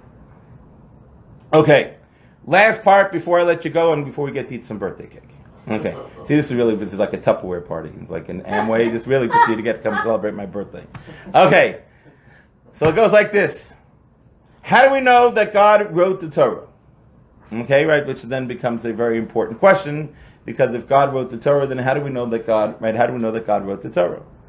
So the answer is like this.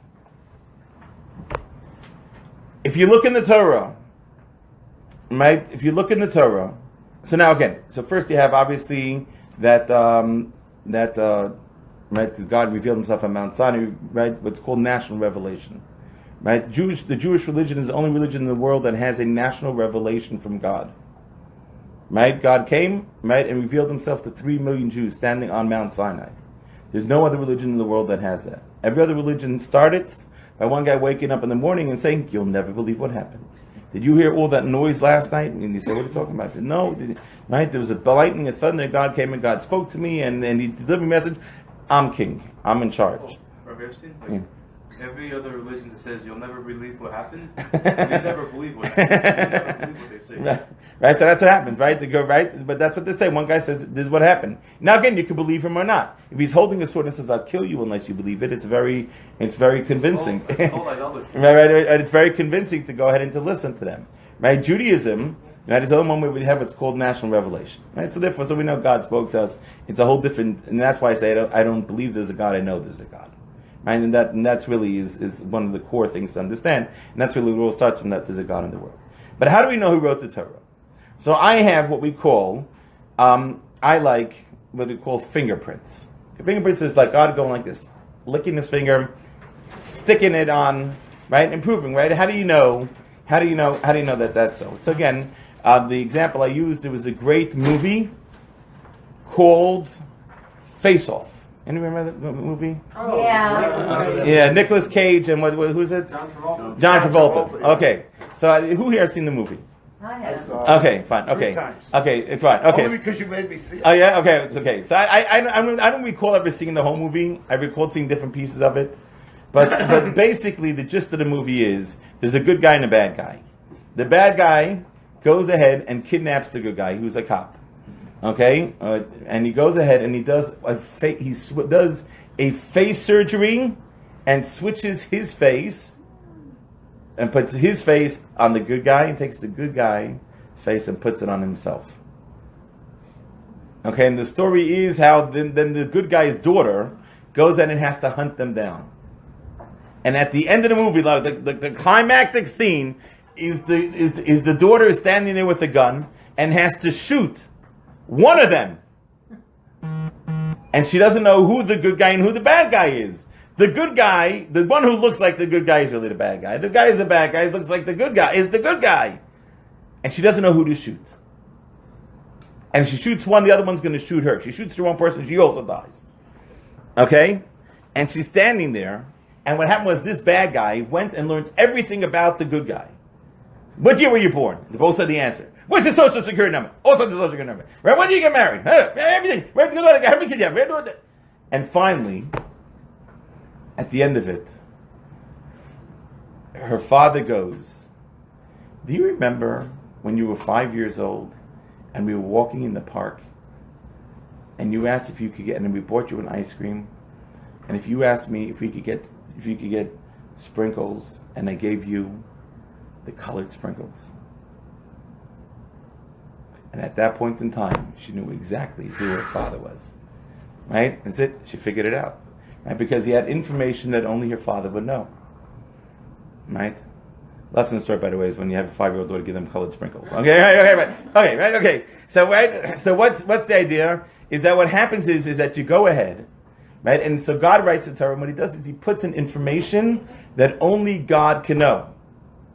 Okay? Information only that God can know. Fingerprints. What I call fingerprints. And so I want to run through some of these fingerprints to show you how we know that God wrote the Torah. Okay, so number one. Okay, and this one actually is my favorite one. Actually, we'll start from the laws of kosher because that came up before. Okay, laws of kosher. Right, if you have a chumash, you're welcome to open it up. Right, so when it comes to the laws of kosher, okay, what makes an animal kosher?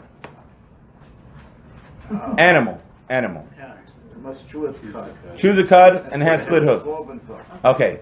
So if an animal that only has one and not the other, is it kosher? No. If an animal has none, is it kosher? No. Okay. So the Torah says an animal to be kosher has to have split hooves and chew its cud.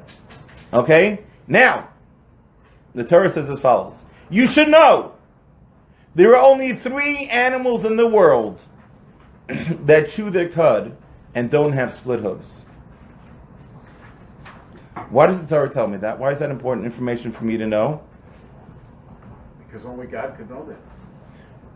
Because that's what we believe. No. That's what God's saying. But again, it doesn't have both. Who cares? Why do I have to know that there are only 3 animals in the world that chew the cud but don't have split hooves? At that point, he's the only one who knew what animals were. So, the Torah was written down 3,300 years ago, roughly, right? Okay, it was finished written really 3279, right? 3273. Okay? Right? Again, how much of the world was explored at that point in time? Nothing, right? Garnish. Right? Garnish. You go around the world and you find animals. How many animals in the world chew their cud but don't have split hooves? 3. So these 3 are The same 3 the Torah says. What? What 3? The horse, right? The camel. Right? So the Torah says like this. Right? The camel. I'll read it for you. Okay? Here it is. But this is what... Where are you now? We're on page 599. 599. Okay? 599 is chapter 11 in Leviticus. Right? Page 599. By the way, in this chumash, I just want to show you, in this chumash over here, okay, the Hebrew is on the right side. The Hebrew text of the chumash, the English text is on this side, on the top part.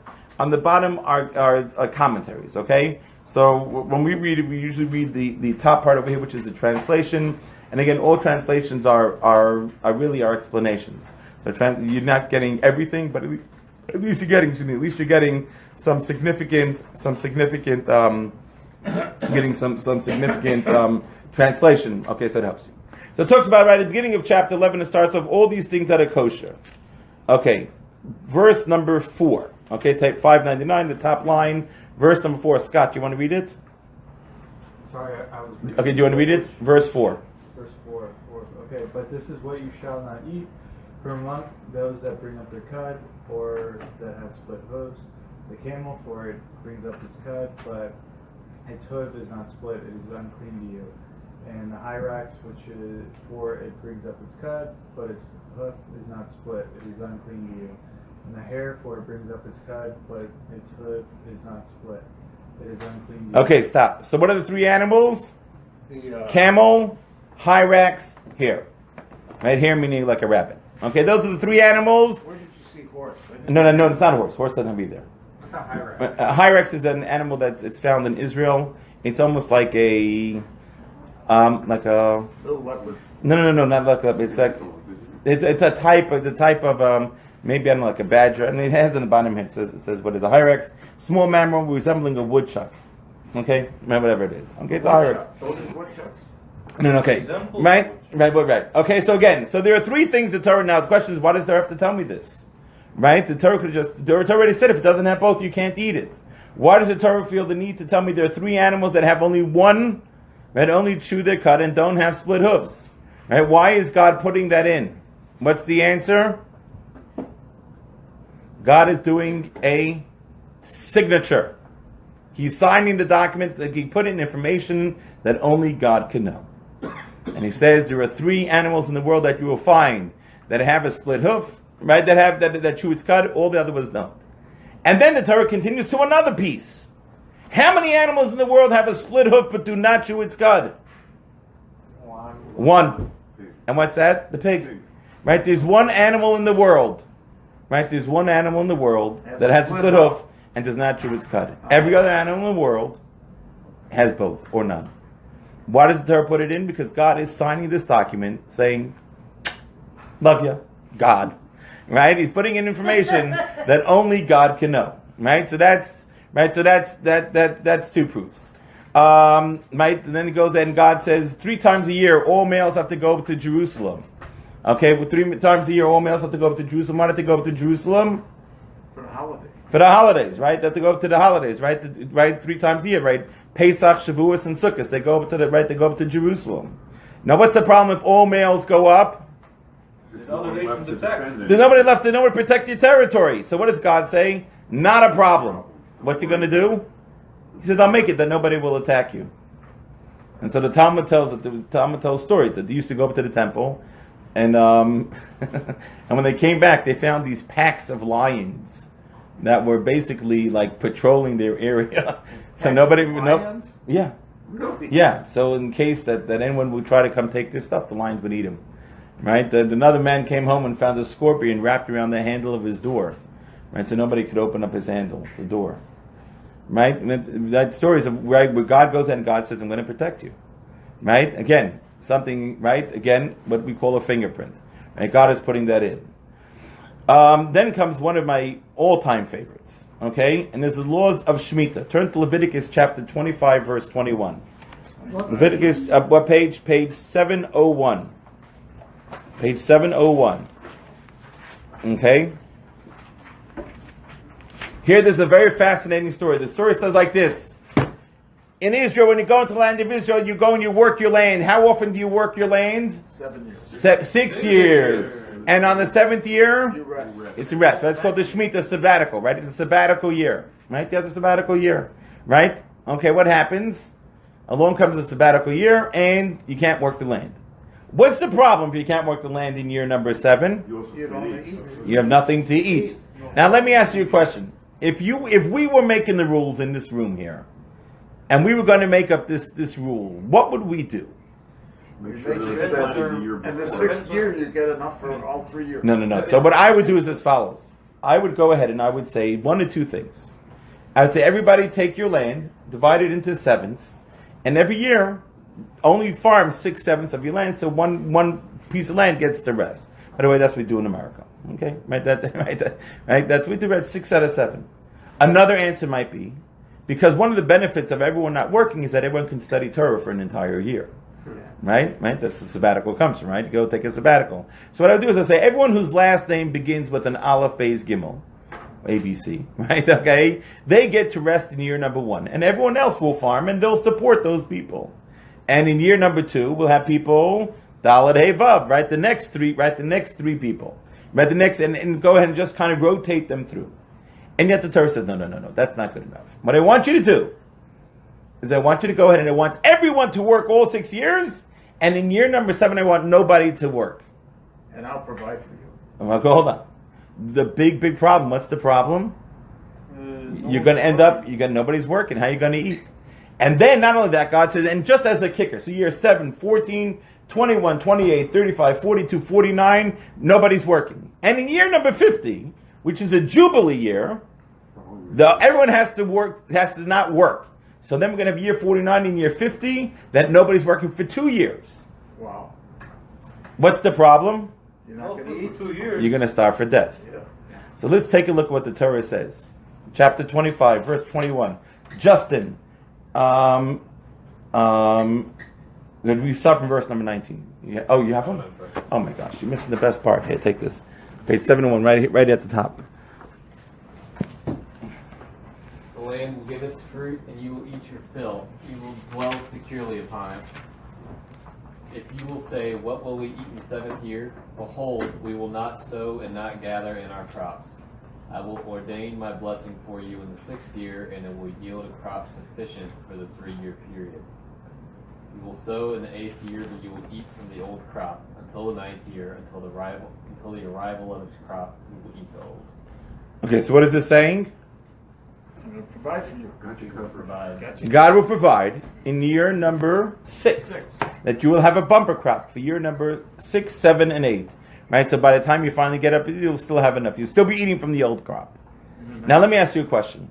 How much crops have we lost just this year due to weather? Do we control weather? No.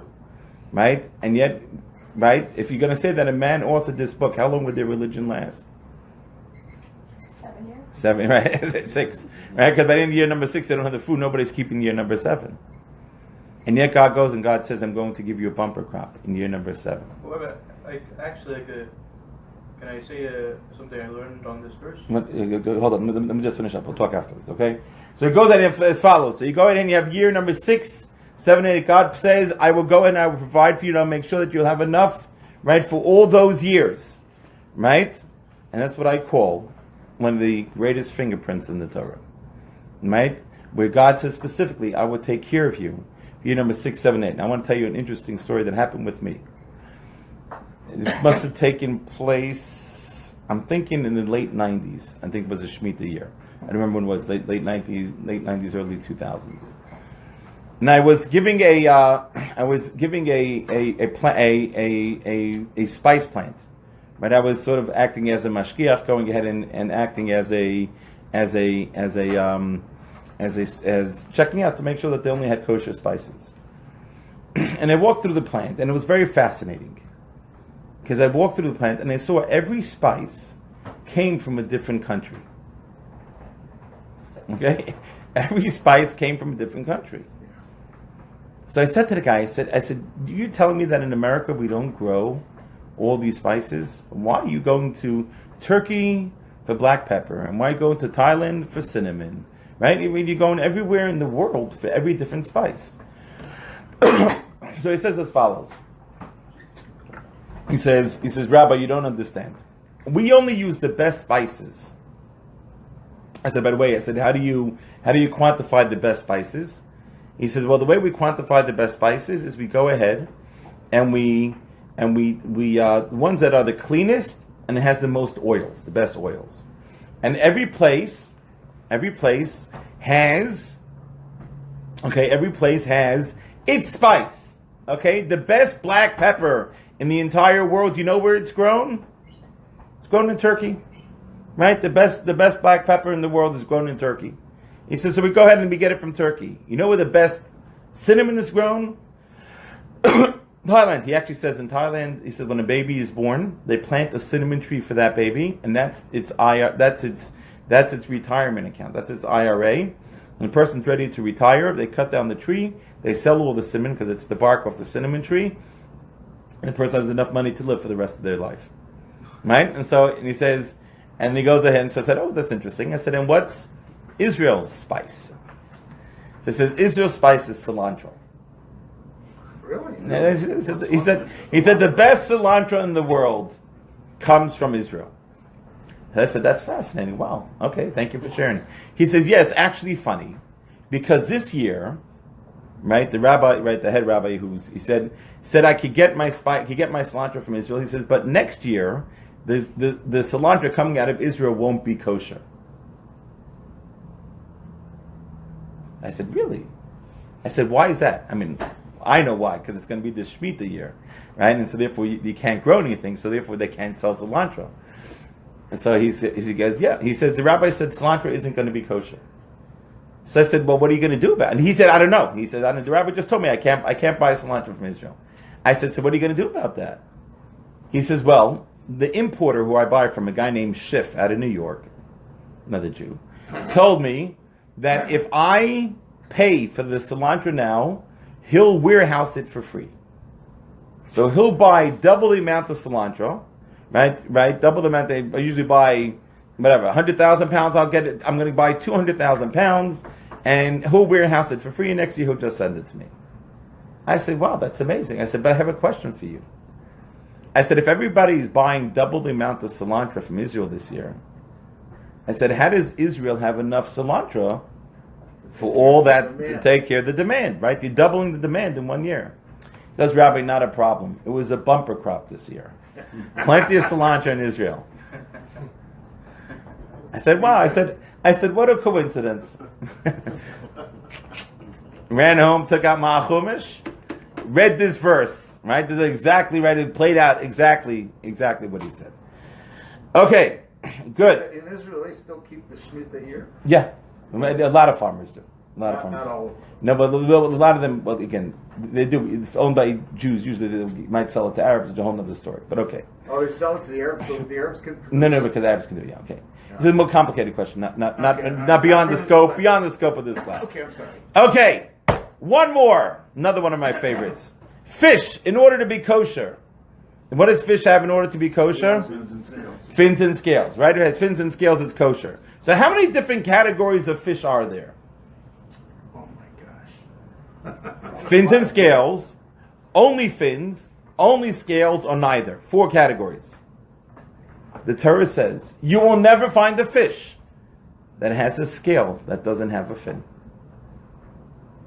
If it has And scales, it must have fins. So really the only 3 types of fish in the world. If it has scales, it has to have It has to have fins, right? Okay? How could they know that? It's a good question. I had the same question. I don't know the question. The answer is because God said so. Right?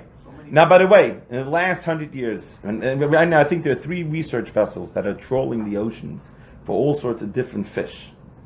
Right? Right? How many fishes, how many new species have we discovered in the last 100 years of fish? Right? Thousands. Right? How many species have we discovered that have scales that don't have fins? None. 0. My friends, you want to know how God wrote the Torah? You want to know how we know it? What I call fingerprints. Can you give me a list of those references? Yeah, it's in your handout actually, and they wrote it. Really? Yeah. Oh, my goodness. Okay, good. Now, then we say, okay, last final question. How do we know about the oral law? So if we take a look and you turn to Deuteronomy chapter 12, verse 21. So again, how do we know the oral law comes from God? Right? So the first thing to understand is that again, it's impossible to have the written law without the oral law, right? It just doesn't work. Right? It doesn't work that way. Right? Because there's nothing really that you can understand without sort of some explanation. So if you look at chapter 12, verse 21, right? So it's found on page 1005 in your Stone Chumash. Okay? Might just start from verse 20, right? Page 12. On page 1005, chapter 12, verse number 20. Okay, Kenny, you want to read? Sure. When Hashem your God will broaden your boundary as he spoke to you, and you say, I would eat meat, for you will have a desire to eat meat, and your heart's entire desire you may eat meat. If the place where Hashem your God will choose to place his name will be far from you, you may slaughter from your cattle and your flocks that Hashem has given you, as I have commanded you, and you may eat in your cities according to your heart's desire. Okay, so what is the verse saying? Verse 21, what does it say? You can't get to the temple. What? No, so it says that if you can't get to the temple, the place is too far away. So then you could slaughter, right? So then you can slaughter the animal where you are and eat the meat. And how do you slaughter the animal? as I have commanded you. Okay? So God's saying, I've commanded you how to slaughter it. There's only one problem. Nowhere in the Chumash does it say anything on how to slaughter an animal. The only place where it talks about slaughtering an animal is in the oral law. Talmud Tractate Chulin gives you all the laws. So what's the big deal of slaughtering an animal? No. It's making reference to another book. I know, but what's the big deal? How come I cannot hunt? Okay. That's we can get to all that. Okay, but the certain way to slaughter, right? We want to make sure the animal dies as painlessly as possible, right? So the idea is that you go ahead, you take a look, right, and you take a look, and you see that there's a reference to the oral law actually in the Chumash itself. Wow. My friends, Wow. Breakneck through the Bible. Next week we get a chance to actually start reading Genesis chapter 1, verse 1. So the class starts at 7 o'clock? 7:30. 7:30. Be here or be square. Make sure you get a parking spot. If we're not parking spots, you can park on the street. Hopefully the kitchen things are actually going to go down to Houston. Go ahead, please. Thank you all for coming. We enjoyed having you all, and we look forward to having you all. Same bat time, same bat station. Don't forget the high holidays actually start next Wednesday night. If you want to join us for the learner service, we have a learner service on Wednesday night, Thursday night, and Friday day. And we have the great Rabbi Lishak joining us as well, who'll be speaking on Thursday morning and Friday morning. And we'd love to have you all come and come and join us.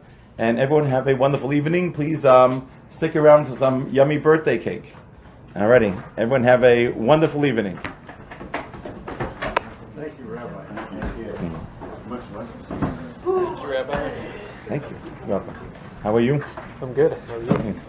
Yeah. I've got a See you next week. I think. I don't remember this lecture last time.